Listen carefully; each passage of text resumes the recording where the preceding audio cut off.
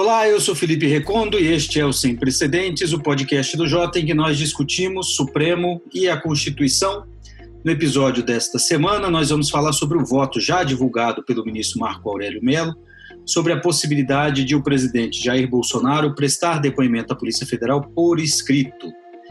E vale a pena olhar e discutir com bastante atenção os termos usados pelo ministro Marco Aurélio nesse voto. O julgamento está em plenário virtual e na próxima semana nós vamos ter o resultado dessa disputa. Nós vamos falar também sobre o encontro anual que ocorreu nesta semana sobre um grupo que analisa empiricamente o Supremo Tribunal Federal. O Mar Incógnito é organizado pelo professor Rogério Arantes, da USP, pelo Diego Werneck, que está aqui conosco, e o foco deste ano, essa é a quarta edição, o foco deste ano do Mar Incógnito foi mapear o estado da arte sobre a pesquisa do Supremo. E nós vamos perguntar para o Diego, para o Tomás Pereira, da FGV Direito Rio, e para a Juliana Cesário Alvim, da UFMG, o que já se sabe, o que já tem de conhecimento consolidado sobre o Supremo e o que ainda nós não sabemos. E ao final do programa, como sempre, nós vamos eleger um fato, uma decisão ou uma personagem da semana. Juliana, eu queria começar a discutir com você o voto do ministro Marco Aurélio, divulgado nesta semana, sobre a possibilidade de Jair Bolsonaro prestar depoimento por escrito. É um voto curto, sobre uma questão altamente controversa e com termos que chamaram a atenção de todos nós aqui, né? O que você destaca desse voto do Marco Aurélio? Olá, Recondo, Tomás, Diego. A gente começou a falar disso na semana passada, né? Disse que havia uma decisão do ministro Celso de Mello durante a sua licença, que ele deu antes de entrar na licença, dizendo que o presidente Bolsonaro não poderia prestar depoimento por escrito.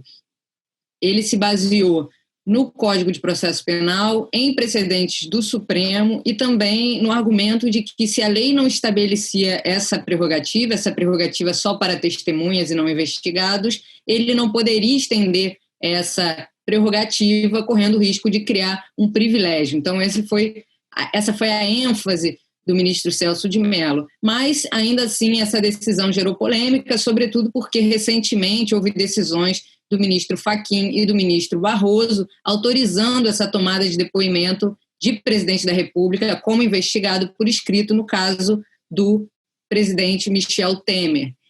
Em seguida, agora, nesse momento, ainda nesse caso, em razão da licença do ministro Celso de Mello, o ministro Marco Aurélio deu essa decisão, reafirmando essa mais recente jurisprudência, ou essas mais recentes decisões na linha do presidente Michel Temer, afirmando que o presidente Bolsonaro pode sim fazer o seu depoimento por escrito. Acho que o que chama atenção é que é uma decisão bastante curta, né? Sobretudo na parte em que ele discute as razões dele.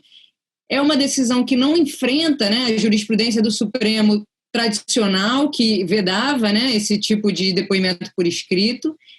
E é um voto que faz muitas afirmações sem desenvolvê-las, né? Como se estivesse tratando de uma questão clara e como se não houvesse essa controvérsia que de fato existe. Eu só chamaria atenção então para um aspecto que ele diz que é inadmissível o critério de 2 pesos e 2 medidas, considerando que o presidente Michel Temer teve essa prerrogativa e desconsidera o 2 pesos e 2 medidas, que seria com relação ao presidente, essa prerrogativa para o presidente, não para todos os cidadãos que não têm essa prerrogativa também prevista em lei.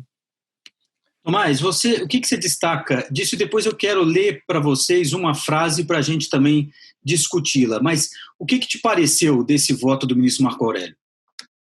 Olha, é um voto, na verdade, em que ele basicamente diz que está levando isso para o plenário e que é importante o colegiado se manifestar. Se ele tivesse feito só isso, eu concordaria totalmente com ele. Eu acho que é muito importante o colegiado se manifestar sobre isso. Esse problema que eles estão falando, do ministro Fachin, do ministro Barroso terem feito de uma maneira diferente, isso tem exatamente a ver com o fato de um posicionamento oficial. Inclusive, acho que o ministro Celso de Mello poderia ter feito isso, e teria talvez sido importante. para se ter um posicionamento coletivo, colegiado específico sobre isso. Mas é um voto que traz muitas insinuações e muitas, né, digamos, quase alfinetadas, assim como a Juliana acabou de comentar, né? Então, tem um momento no qual, né, ele fala muito sobre como não vê, algo que ele gosta de falar também, mas como, né, o processo não tem capa, querendo dizer que ele está agindo de maneira imparcial, faz a gente parece uma insinuação de que talvez outras pessoas não estejam, fica essa dúvida, né? Então eu acho isso problemático. E eu acho que tem momentos em que ele tenta fazer algumas afirmações que, se ele desenvolvesse, a gente poderia discutir aqui, né, sobre se faz sentido ou não faz sentido a testemunha ter uma prerrogativa diferente, né, e que o investigado não tem, assim por diante. Mas o que me chamou muito a atenção é o momento em que ele vira e fala especificamente sobre o CPP, né, e a interpretação desse artigo do CPP, que ele fala o seguinte: o Código de Processo Penal data de 3 de outubro de 1941, da era Vargas. À época, era inimaginável o presidente e o vice-presidente da República, os presidentes do Senado Federal, da Câmara e do Supremo, envolvidos em inquérito policial ou processo crime, como investigados ou réus. Ele tem razão que era inimaginável durante a ditadura, que a gente, né, dado o autoritarismo, que a gente veria um presidente sendo investigado por uma autoridade policial. Mas aí você querer interpretar o CPP à luz disso, me parece quase que o oposto, né? A gente fala muito de interpretação conforme a Constituição, parece que aí seria uma interpretação conforme a ditadura. Eu achei muito curioso esse trecho da decisão do ministro. Eu queria ler esse trecho aqui antes de passar a palavra para você, Diego. O ministro Marco Aurélio diz o seguinte, abre aspas: a paixão é traiçoeira e no campo jurídico reflete a mentira, sendo merecedora da excomunhão maior, já que o processo não tem capa, tem conteúdo, fecha aspas. Parece que é um voto cheio de recados e que marca uma contraposição muito forte, até acima do tom, em relação ao ministro Celso de Mello, visto pelos bolsonaristas como alguém oposicionista, etc., etc. O que você achou, Diego, desse voto do ministro Marco Aurélio, inclusive divulgado antes de iniciar o julgamento no plenário virtual? O que você achou do tom usado por ele? Felipe, primeiro você chamou a atenção de um ponto que a gente tinha conversado antes do programa, né? A divulgação prévia do voto. Esse é um ponto que sempre foi muito caro ao ministro Marco Aurélio, né? Que não circulasse. Ele sempre foi um dos ministros que se recusou a circular previamente seus votos para os colegas, sempre foi um ponto de honra para ele, e nesse sentido parece que há uma intenção de dar um destaque justamente ao voto, né? E essa escolha de palavras não pode ser acidental, né? A gente nunca vai saber a intenção exatamente, mas nos tempos atuais, a escolha de palavras numa decisão sobre esse tema, você não pode presumir que ela é acidental. E essa é uma mensagem absolutamente desnecessária.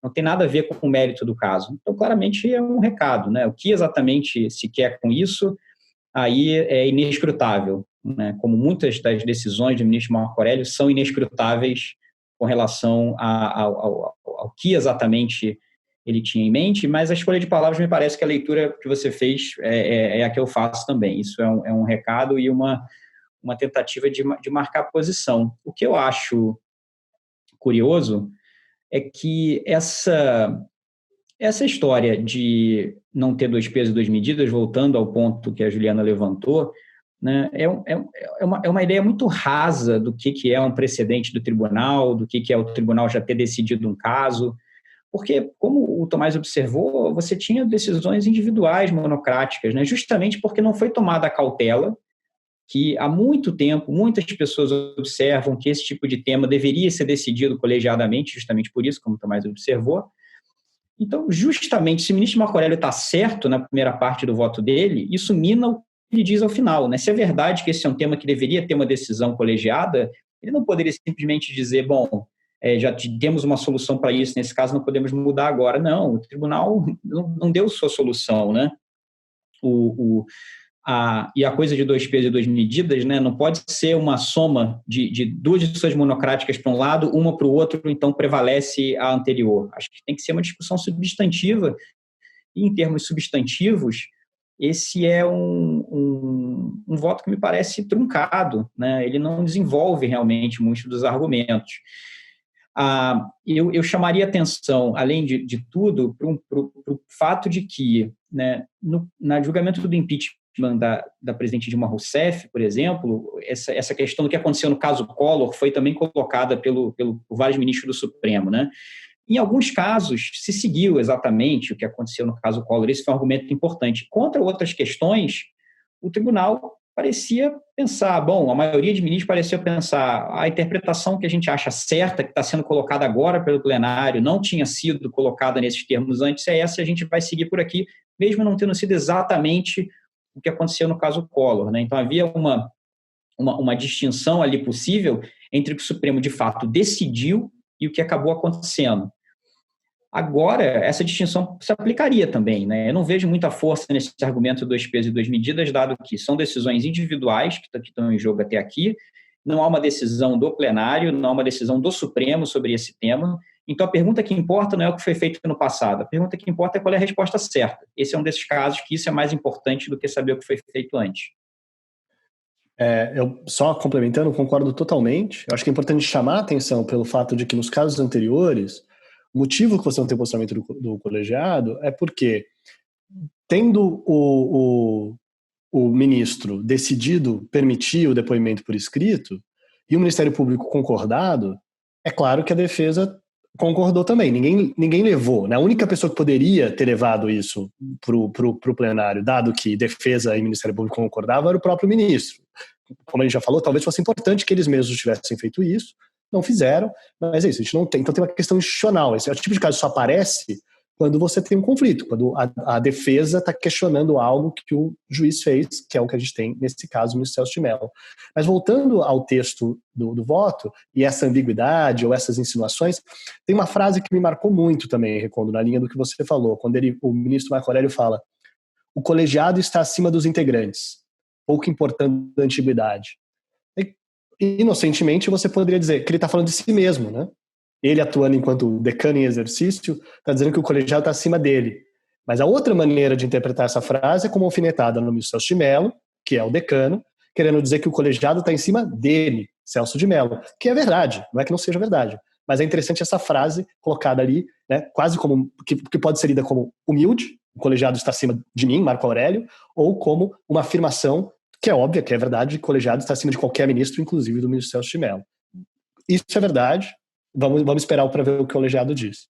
Me parecia que a gente estava... Só uma coisa, Ju, fazendo uma comparação futebolística ali, e a gente estava falando dessa frase, parece que o jogo estava normal, 2 decisões para um lado, está um jogo de 2-1, todo mundo jogando dentro da regra. Parece que o ministro Marco Aurélio entrou dando uma canelada espetacular, assim, uma canelada para cartão, sabe-se lá de que cor. Mas, Juliana, você ia destacar justamente essa frase, né? Isso, eu ia falar dessa frase que o Tomás trouxe, mas só com relação ao 2-1, acho que é o 2-1 com relação aos ministros que estão no Supremo agora, né? Porque já houve também decisão no sentido do Celso de Mello, da negativa, do Teoriza Vasque também, né? E aí o Diego falou a questão de o importante é a gente discutir o agora, né? E não o passado, mas eu acho que isso é muito importante para a discussão sobre o que o Supremo vai adotar como no seu órgão colegiado, né? Mas me chama a atenção essa remissão seletiva ao passado que o ministro Marco Aurélio faz, né? Ele olha para o passado para destacar só alguns elementos, como, por exemplo, as decisões do ministro Barroso e do ministro Fachin. E aí ele menciona, talvez, o ministro Celso de Mello nessa passagem que o Tomás destacou, né? Talvez um recado, talvez um bilhete aí, mas não menciona expressamente as decisões antigas do ministro Celso de Mello que corroboram a posição dele agora. Ou seja, ele não enfrenta essas questões do passado que são contrárias a ele. Ele puxa alguns elementos do passado que reforçam o posicionamento dele, sem que o passado, digamos assim, na sua totalidade, seja discutido ou enfrentado. Juliana, tem uma outra questão, eu não sei se você destacaria isso também, que esse caso é diferente da investigação contra Michel Temer. Porque aqui, como esse é um inquérito dúbio, a gente falou disso no episódio anterior, né? O ministro Sérgio Moro também tem que se defender no inquérito, acusando o presidente da República, porque senão o Ministério Público já deu a pinta de que, se não ficar comprovada a acusação que ele faz, ele pode ser processado também. Então não é um pouco diferente também da situação passada? Não tem também a defesa aí do Sérgio Moro em risco? Acho que esse é um ponto relevante, mas que não foi abordado em nenhum momento, em nenhum dos votos, né? Mas é um ponto que merece atenção. E, na verdade, isso mostra um pouco essa, digamos assim, essa polifonia aí dos argumentos que não se enfrentam e a gente não consegue saber efetivamente, com relação aos pontos, o que está sendo considerado, né? A palavra privilégio é usada de um lado e do outro, sem que os fundamentos para o uso dessa palavra sejam enfrentados e discutidos e contraditados, né? Fica meio que assim, conversa de surdos, cada um dando seus argumentos, sem enfrentar frontalmente aquilo que está por trás dos argumentos, os princípios, os direitos que estão envolvidos na decisão. Fica uma espécie de um jogo retórico que esperamos, talvez, seja superado ou aprofundado numa decisão colegiada. Agora, Juliana, você sempre bateu num ponto que era, antes da gente passar aqui para a próxima discussão, que é plenário virtual. Esse é um tema para plenário virtual?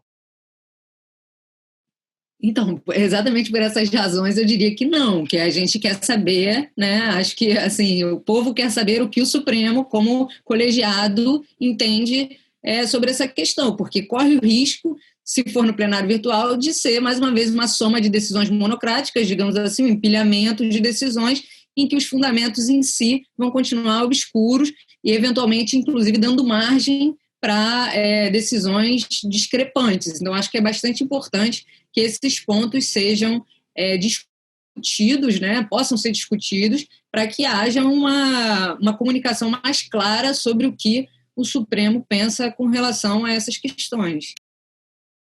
Diego, eu queria ouvir você sobre isso, sobre esse ponto específico. Você acha que esse julgamento era para plenário virtual ou você acha que alguém tem que destacar isso para levar para o plenário e ouvir as opiniões dos ministros? Falar, olha, nós estamos lidando aqui, porque de fato, assim, os votos, a gente vai ter que fazer uma teoria de conjuntos e ver onde é que tem intersecção e muita coisa pode passar batida, você não acha, não? Sim, sem dúvida, e aí duas coisas. Primeiro, sim, idealmente esse é um caso para plenário. Por que é um caso para plenário?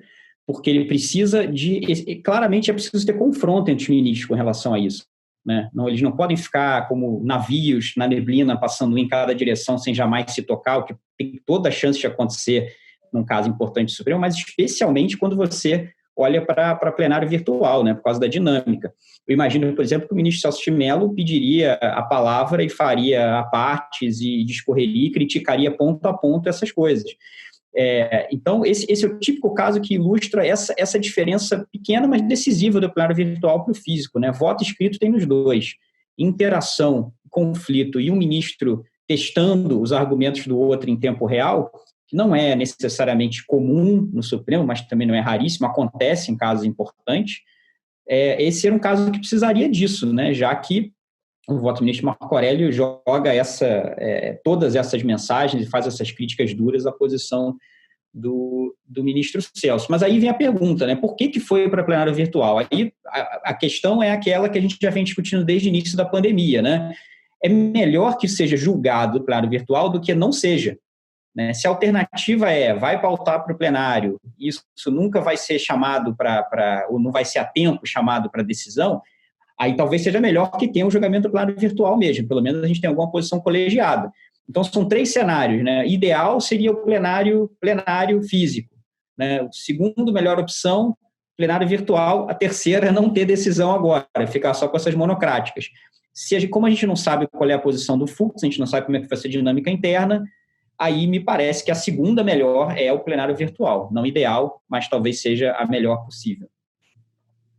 Tomás, eu queria ouvir sua opinião também, se você acha que esse era um julgamento para plenário virtual ou para plenário físico, diante de tudo, de todas as incongruências que nós estamos vendo e colisão de votos entre Fachin, Barroso e Celso.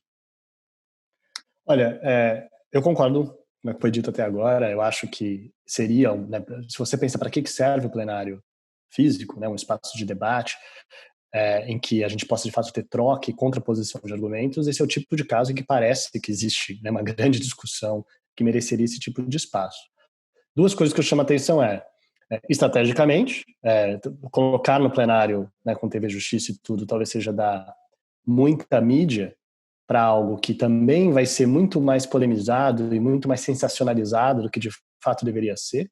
A gente deveria lembrar, eu queria lembrar que se o presidente da República não quiser prestar depoimento, ele pode simplesmente atravessar uma petição invocando o seu direito ao silêncio e não precisa ir. Ninguém está obrigando ele a ir a algum lugar. O que está dito é que, se ele quiser, ele tem que ir presencialmente, porque é isso que diz o CPP, né? Mas, de novo, isso tem um potencial de sensacionalismo em cima disso e tudo mais. Não estou dizendo que isso deveria ser um critério para tomar essa decisão, mas a gente não dá para negar esse contexto. O que talvez fosse um critério para a decisão apesar de, por afetar o presidente da República, ser algo importante, né, algo com alguma relevância na separação de poderes brasileira e assim por diante, mas é um caso tanto quanto trivial, né? A gente está falando de interpretação de um artigo específico do CPP, inclusive não é nem talvez propriamente, né, dependendo de como os ministros emoldurem, né, tratem da questão, não precisa ser necessariamente uma questão provavelmente de direito constitucional, né, uma questão de interpretação do CPP. Se o CPP é dúbio, inclusive, talvez o legislador possa alterar o CPP amanhã para deixar ele mais claro, e isso não seria necessariamente um problema de direito constitucional. Então eu gostaria de chamar a atenção que, dado que é uma questão nesse sentido trivial, poderia ter um argumento de reservar o plenário virtual, que é o plenário físico, o plenário em que tem espaço, para casos que fossem realmente importantes, casos em que substantivamente fosse uma questão de interpretação constitucional com grande impacto geral na vida das pessoas. Lembrando que isso afeta, mesmo em termos de impacto, né, afeta o presidente da República, que é uma pessoa com um cargo importante, mas afeta uma pessoa, né, ou algumas outras que estão nesse mesmo, autoridades que estão nesse artigo. Então, dado esse elemento, é interessante, porque é um caso que talvez seja...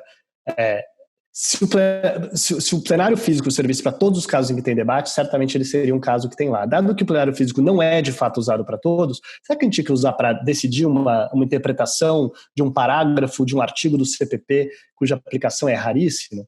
Tem um argumento para isso, dado que o plenário virtual está sendo usado dessa maneira, né? Dado que ele está sendo usado dessa maneira. Há outros casos sendo decididos no plenário virtual que talvez sejam mais problemáticos do que esse. Talvez o argumento mais forte que me chame a atenção é não querer polemizar. Vamos passar aqui para o próximo ponto. Eu queria pedir para você, Diego, fazer uma brevíssima apresentação do que é o Mare Incognitum, para quem não conhece, evidentemente, e dizer como foi a edição deste ano, que me chamou bastante atenção, especialmente o termo estado da arte da pesquisa do Supremo, o que nós já sabemos, do tipo o que já é batido e o que nós não sabemos. O que você pode dizer para a gente inclusive sobre o que nós sabemos e o que não sabemos ainda? Felipe, primeiro, só sobre não polemizar, acho que tinham que ter avisado o ministro Marco Aurélio, então, que não era para polemizar, né? Polemizar e depois dizer, opa, agora não é para polemizar, também não funciona. Felipe, como você descreveu no início, essa é uma rede de pessoas que fazem pesquisa empírica sobre o Supremo. Isso quer dizer, trocando em miúdos, como o Supremo de fato funciona, né? Não é como deveria ser, não é com base nas ideias que você tem do que seria a função, o papel do tribunal. Esses argumentos aparecem, mas o objetivo principal vamos descrever padrões de funcionamento do tribunal. E as mesas foram divididas de acordo com algumas dos focos eram em institutos, né? Então, súmula vinculante, repercussão geral, o que sabemos, por exemplo, sobre como tem funcionado. Outras foram categorias mais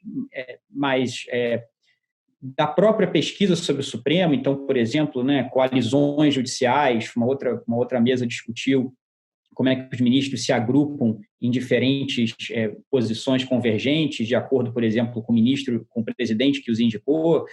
Então, essas são apenas alguns exemplos, e isso vai gerar, em algum momento, uma obra que procure sistematizar esse conhecimento agregado. Agora, mapear o que a gente sabe é também acabar esbarrando no que a gente não sabe, né? Então, por exemplo, algumas coisas que apareceram, né, para dar o exemplo da mesa que eu falei sobre publicidade, confiança no tribunal e TV Justiça. Após todo esse tempo, e tem alguns estudos importantes mostrando que na época anterior à TV Justiça e na época posterior, né, é possível identificar algumas diferenças. Por exemplo, talvez os votos tenham ficado mais extensos, os ministros tenham apresentado mais votos, em vez simplesmente de seguir o relator, né, mais votos concorrentes, digamos assim. Tudo isso aparece como resultado em alguns estudos. A pauta do tribunal parece ter mudado para mais casos envolvendo controle de constitucionalidade, mas se você olha esses estudos, né, de uma forma bastante crítica com relação ao tipo de afirmação que você pode fazer, a gente não dá para realmente cravar hoje se determinadas coisas, como essas que eu descrevi, são impactos da TV Justiça ou impactos de uma mudança geracional maior no tribunal, de outras mudanças que desembocam também na criação da TV Justiça, por exemplo. Né? Não dá para saber porque esses estudos sobre TV Justiça também são insuficientemente integrados com trabalhos sobre como é que se forma a agenda do tribunal, como é que os ministros escolhem o que levar. Então, às vezes, você está olhando, querendo saber se o ministro vota mais ou menos vencido, né? Mas, na verdade, o próprio tipo de caso que é levado ao plenário muda por causa da TV Justiça. Os ministros podem decidir mais coisas individualmente do que levariam no plenário por causa dessa publicidade ampliada. Então, é um jogo de armar muito difícil, né? Então, em muitos temas, quando a gente vai tentar encontrar respostas muito claras, a gente consegue ver alguns avanços, algumas contribuições importantes, mas ainda não dá, muitos temas de TV Justiça são deles, para dizer que temos certeza desses efeitos, por exemplo, né? E eu destacaria um outro ponto, só antes de passar a palavra, que diz respeito às decisões monocráticas, né? Uma agenda de pesquisa que se abre no Supremo na última década, assim, digamos, quando a gente percebe que tudo isso que o Supremo decide, no fundo, são decisões de tipos muito diferentes, um ponto que a gente já vem enfatizando muito aqui no Sem Precedentes também. E uma das coisas que aparecem, né, como tendência interessante nos estudos sobre decisão monocrática é que a gente sabe muito sobre, né, quantas são, quanto tempo levam para ser julgadas, né, quantas liminares são concedidas monocraticamente. A gente tem bastante dados sobre isso, mas a gente ainda não sabe exatamente sobre como funciona o impacto dessas decisões, que temas tendem a provocar mais decisões. A gente não sabe muito ainda sobre a substância desses atos de poder individual dos ministros. Uma tendência que aparece, porém, é que, e aí eu chamo a atenção para a apresentação no evento do Ivar Hartmann e do Guilherme Almeida, da FGV Direito do Rio, uma tendência que aparece é de que estudos qualitativos e quantitativos indicam que monocráticas têm aparecido como um caminho para construção de precedentes do tribunal, né? As monocráticas, elas vão citando cada vez mais precedentes, elas cada vez mais são utilizadas por diversos ministros como um caminho para eles afirmarem o que é, né, o que eles entendem como sendo a jurisprudência do tribunal. E não tem nenhuma garantia de que isso vai ser a mesma visão em todas as diferentes monocráticas. Juliana, você que também estava no encontro e apresentou seus estudos também, o que te chamou a atenção nessa edição do Marinkov? Chamar a atenção para 2 pontos que eu acho que atravessaram algumas mesas que se relacionavam com atores externos, com acesso, com judicialização de políticas públicas e saúde, que são, primeiro, com relação ao acesso, né? A gente tem alguns estudos quantitativos sobre quem consegue chegar no Supremo, quem tem suas decisões, suas ações decididas, mas acho que falta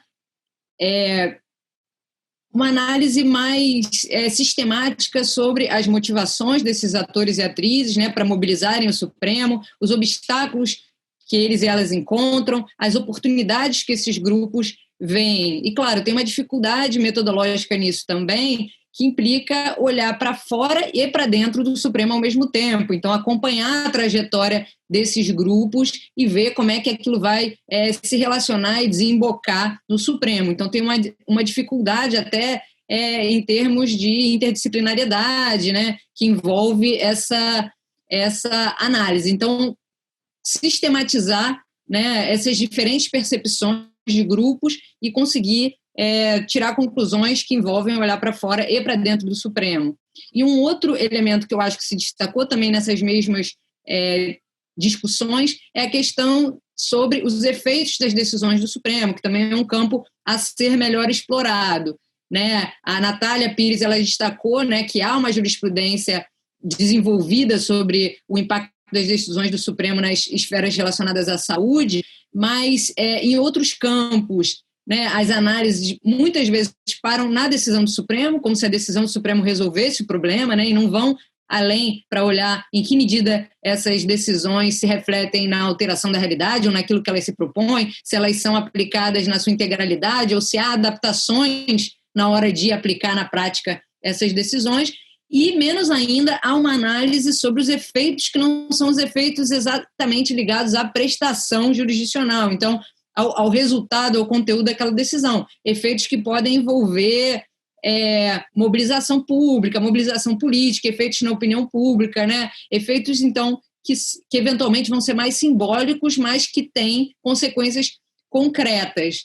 Então, acho que esses dois elementos, acesso e efeito, podem muito mais ser explorados aí pelas nossas pesquisas, como várias pessoas que estiveram presentes no Mar Incógnito salientaram. E você, Tomás, o que... vai, Diego, pode falar.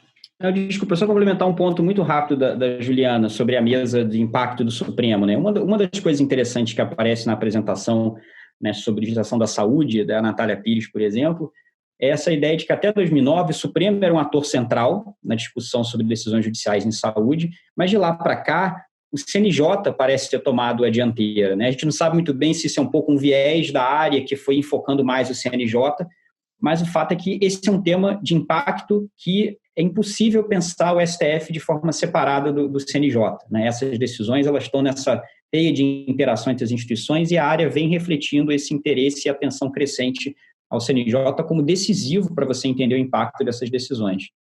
Eu até me lembro, nesse caso, da ministra Carmen Lúcia, quando presidente do Supremo, e casos de judicialização estavam sendo levados ao plenário, ela falou, os juízes estão pedindo ajuda, que é óbvio que um juiz, num caso que houvesse pedido de medicação para alguém, é óbvio que ele ia dar liminar, mas os juízes sabiam do impacto fiscal disso, mas eles falaram, por que eu vou travar isso aqui? Então, o CNJ acabou criando essa frente, uma comissão para fazer essa análise também, talvez seja essa tendência que você está, inclusive, mencionando e que a Natália identificou. Eu queria ouvir o Tomás sobre o que ele destaca disso, do que nós já sabemos, do que não sabemos sobre o Supremo Tribunal Federal. Ótimo. Bem, eu acho que eu chamaria atenção para algumas coisas, né? A primeira é, como o Juliana e o Diego já falou, né, o evento é um evento de pesquisa empírica, o foco em geral, sobre acima de tudo, descritivo, né? A gente não está dizendo como as coisas deveriam funcionar, a gente também pode falar isso, mas acima de tudo a gente está tentando entender como elas funcionam e qual é o impacto de certos institutos, de certas reformas no funcionamento do tribunal, em como o tribunal decide, né, para bem e para mal.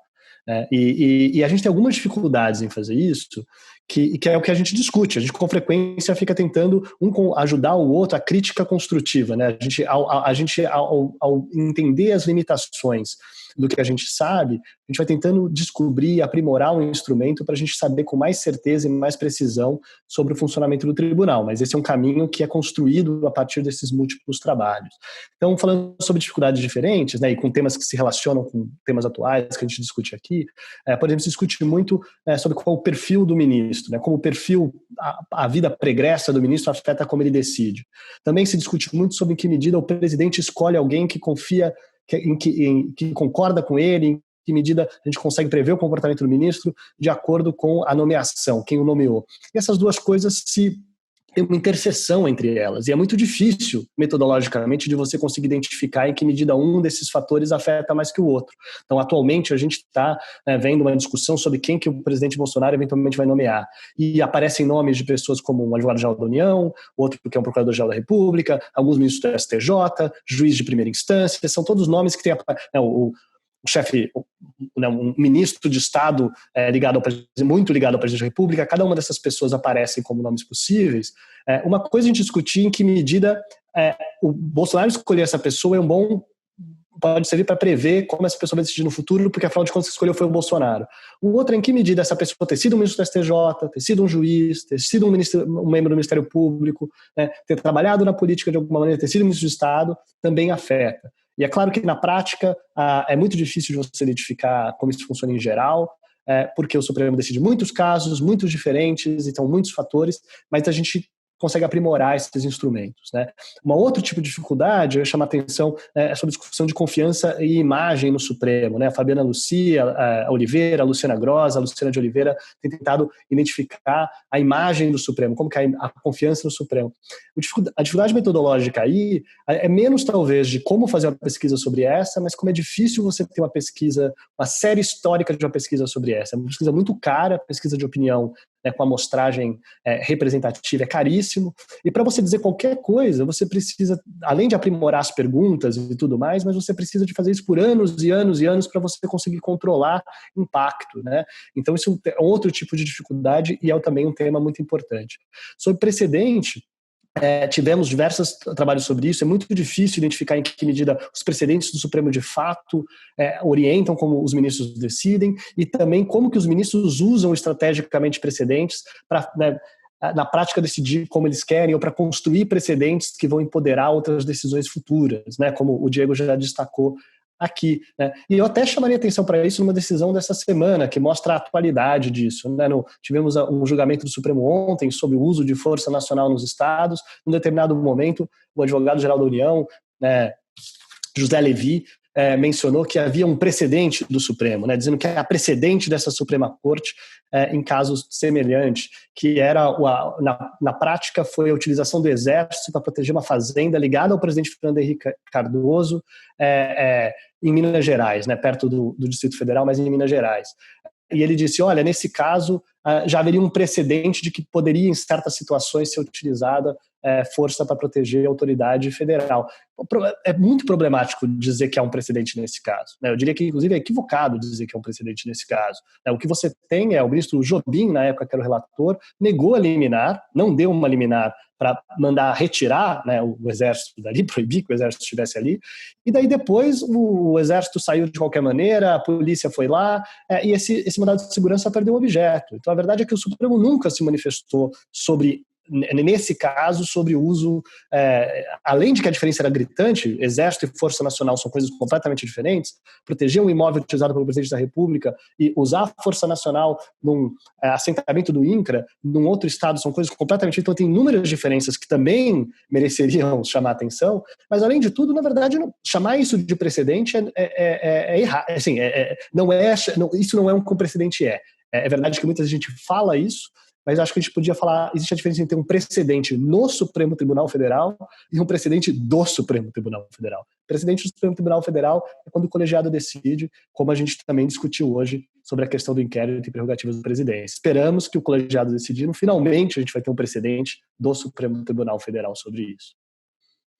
Para mim, que pude participar das 4 edições, é sempre bom porque torna muito mais complexa a cobertura jornalística. Algumas coisas que a gente já tem aparentemente sedimentadas, quando a gente vê a pesquisa, a gente percebe que é só um clichê e um pouco vazio. Essa é uma delas. O presidente escolhe alguém com base em X, Y, Z e essa pessoa vai ser fiel ao presidente no Supremo. Algo que dali da pesquisa a gente percebe que não é tão fácil assim. Vamos chegando ao final desse episódio e nós vamos agora eleger um fato, uma decisão, uma personagem da semana. Eu queria começar com você, Juliana. Fechando a semana, o que você aponta?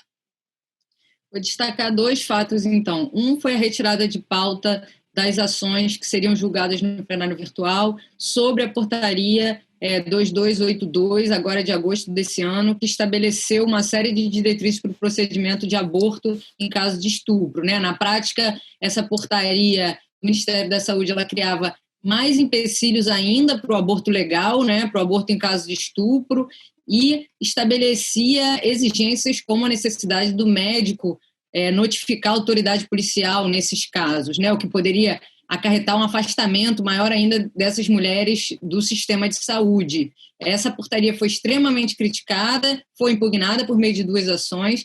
Isso foi pautado no plenário virtual pelo relator, o ministro Ricardo Lewandowski, e aí, nessa semana, como uma forma, provavelmente, de esvaziar essa ação, o Ministério da Saúde revogou essa portaria e colocou uma outra no lugar que não é tão diferente assim da que estava sendo questionada. Então, é interessante ver, né, foi retirado de pauta o que vai acontecer, se o Supremo simplesmente vai considerar que perdeu o objeto, né, por essa revogação, ou se ainda assim o tribunal vai querer se manifestar sobre o conteúdo dessa portaria que é tão restritiva para o direito das mulheres. E um julgamento que eu queria destacar também, esse que aconteceu no plenário virtual, é o julgamento sobre a equiparação de salários entre trabalhadores terceirizados e não terceirizados. Mais uma vez um tema trabalhista e mais uma vez um tema em que o tribunal ficou dividido, né? De um lado, a favor do direito à equiparação, né? Ministros que tendencialmente votam nessa linha. Então, a ministra Rosa Weber, o ministro Edson Fachin, o ministro Ricardo Lewandowski e também o relator, ministro Marco Aurélio. O que eu chamaria atenção rapidamente são os argumentos por trás das 2 posições, né? E para mim, me parece muito claro que esse é mais um caso em que os direitos dos trabalhadores não estão sendo considerados e direitos fundamentais que estão sendo colocados talvez numa subcategoria de direitos. A ministra Rosa Weber, né, defendendo, então, essa equiparação, ela traz simplesmente um trecho da Declaração Universal dos Direitos Humanos dizendo que todos têm direitos, sem discriminação alguma, a salário igual por trabalho igual, que é basicamente o que está em jogo. Então, claro, ela vai dizer, uma decisão desse tipo, ela descaracteriza até a própria finalidade, né, do direito trabalhista. E aí, curiosamente e ironicamente, em contraste, o ministro Barroso, que adotou a posição divergente, vai dizer que uma decisão,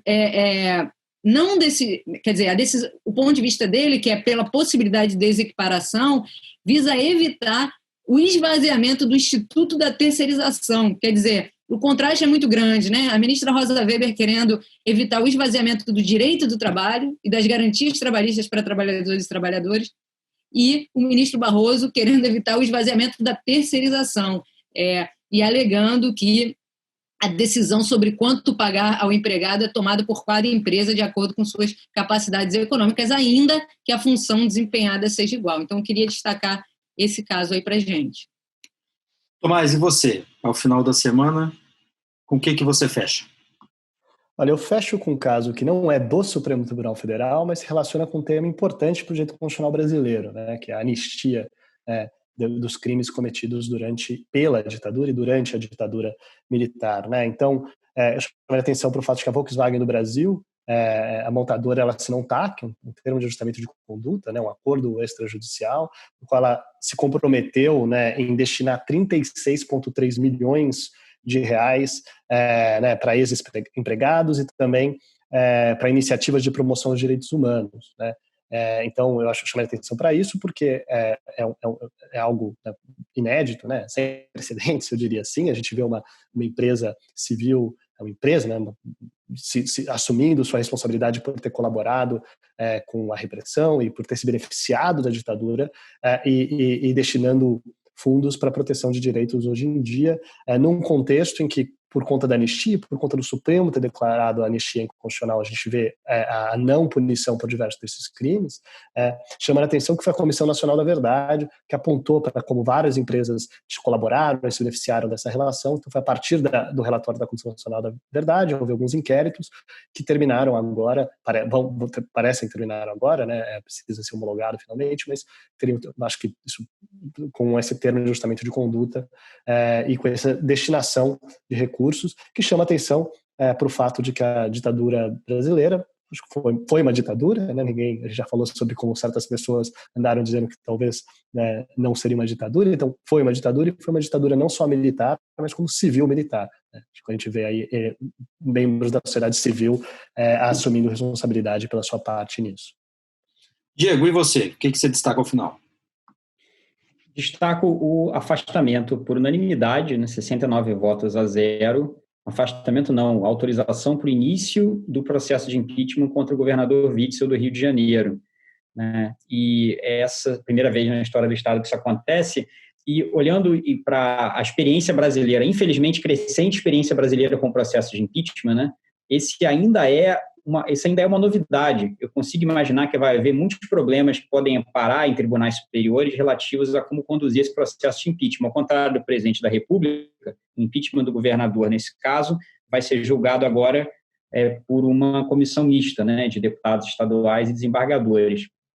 É um processo relativamente novo, que eu acho que ainda vai gerar bastante controvérsia, embora, se a experiência passada é guia, quanto menos conflito político, menor a chance de ter conflitos jurídicos graves num processo de impeachment, né, que realmente mobilizem e se estendam e atrasem e gerem divergência. 69-0 é um indicador de que não tem, a princípio, né, muito conflito político suficiente para ter um desafio jurídico sustentado a esse procedimento. Mas, ainda assim, eu acho que deve haver alguns problemas aparecendo no radar nas próximas semanas. Eu destaco só o final da audiência pública que o ministro Barroso chamou para debater os investimentos para o Fundo do Clima, um dia antes do presidente Bolsonaro fazer um discurso à ONU, e aí depois, diante das diferenças de discurso, o ministro Barroso disse que era preciso que ouvissem os dois lados, mas que o que se precisa é de ciência de, abre aspas, diagnósticos corretos e não criar uma realidade imaginária paralela, o que coloca mais um pouco de fogo em algo que parecia estar brando, né? Nós tivemos 2 decisões essa semana que contrapuseram o governo Bolsonaro e Supremo. A decisão da Força Nacional e agora esse discurso. Vamos ver se isso é uma escalada novamente ou se são fatos esporádicos apenas. Gente, obrigado mais uma vez. Até semana que vem com mais um episódio. Até lá. Até lá, obrigado. Obrigada. Obrigado. Até mais.